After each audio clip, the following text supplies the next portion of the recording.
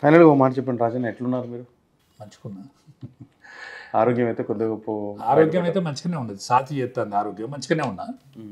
నేను అనుకున్న విషయాలలో నేను ఖచ్చితంగా రీచ్ అవుతాననే విశ్వాసంతో ఉన్నా. నేను అనుకున్న విషయాలలో రీచ్ అవుతాననే విశ్వాసంతో ఉన్నా. నన్ను ఒకవేళ నాకేమన్నా ఎవరైనా జాతస్య మరణం తథ్యం ధ్రువం, నన్ను ఒక ముఖ్యమంత్రి మోస్తాడు అనుకుంటాను తప్ప నేను అంత చేపడదానిక బతుకుతానని అనుకుంటాను. నా శవాన్ని మోసే టైం వచ్చినప్పుడు ఒక ముఖ్యమంత్రి స్థాయి వచ్చి భుజవాంతడని అనుకుంటాను. నేను అన్ని రోజుల కనుక నేను జీవిస్తానని అనుకుంటాను. ఎవరని చెప్తారా ముఖ్యమంత్రి స్థాయి ఉన్న వాళ్ళు ఎవరండి? నాకైతే అత్యంత సన్నిహితుడు ఈటల రాజేంద్రన్న. నన్ను పునర్జన్మనిచ్చింది కూడా ఆయనే. నేను ఆయన ఆ రూపంలో చూడాలని అనుకుంటాను.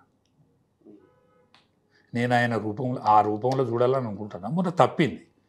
మొన్న ప్రధానమంత్రి గారు కూడా ఆ వరం ఇచ్చిండు ఆయనకు, కానీ ఈ సంతలో తప్పింది.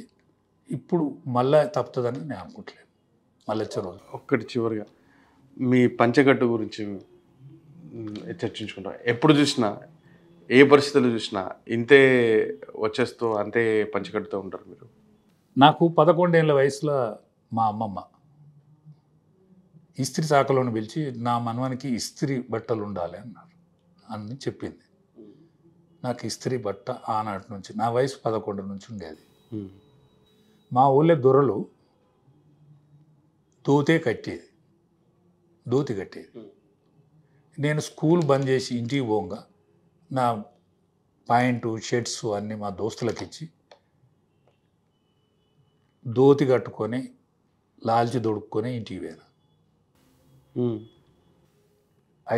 వరంగల్ నుంచి అనంకొండ నుంచి ఇంటికి పోతానప్పుడే నేను ధోతి కట్టుకొని ఇంటికి పోయాను. దొరలు ఇంటి ముందటి నుంచి చెప్పాను.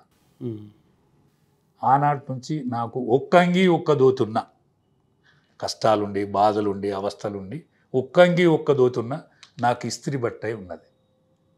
అట్లనే మెయింటైన్ చేసుకున్నా. పస్తులు ఉన్న రోజులు ఉండొచ్చు కానీ ఇస్త్రీ లేని రోజులు లేదు. పస్తులు పన్నా కానీ ఇస్త్రీ లేకుండానే విన్నట్లేదు. అదే ఎక్కి ఏడవచ్చు కానీ మీరు బయటపడటం మాత్రం చాలా తక్కువ సందర్భాలు. అవును, అది నువ్వు నన్ను కదిలించే విషయాలు మాట్లాడినావు కాబట్టి నాకు ఆయనతో కన్నీటి చుక్క కూడా అట్లా వచ్చి ఆగింది, అంతే తప్ప. రైట్ రాజన్న, మీరు మంచి ఆరోగ్యంగా ఉండాలని, మీరు అనుకున్నది కావాలని కోరుకుంటున్నాం. Thank you so much.